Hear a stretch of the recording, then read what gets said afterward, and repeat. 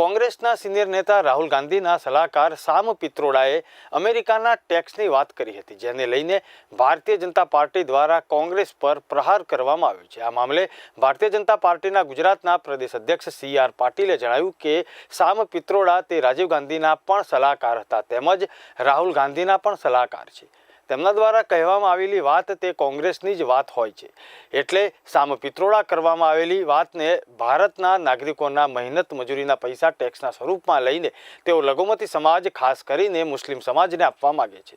આ પહેલાં પણ પૂર્વ પ્રધાનમંત્રી દેશની સંપત્તિ પર સૌથી પહેલો અધિકાર લઘુમતી અને મુસલમાનોનો હોવાનું પણ કહ્યું હતું, એટલે આ વાતથી સ્પષ્ટ થાય છે કે સામ પિત્રોડાનું આ નિવેદનને તે કઈ તરફ વિચારે છે।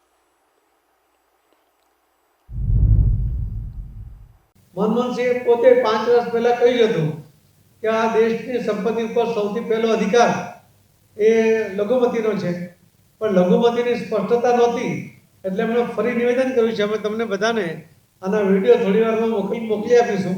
એમણે સ્પષ્ટ કહ્યું છે કે આ દેશ પર, દેશની સંપત્તિ પર સૌથી પહેલો અધિકાર મુસલમાનોનો છે, એવું એણે સ્પષ્ટપણે મનમોહન સિંહે પણ આ વાત કરી છે। એટલે આમાંથી આ સ્પષ્ટ થાય છે કે આ બધી આખી જે ચેન છે એ બધા જ આ વાત સાથે સંમત છે।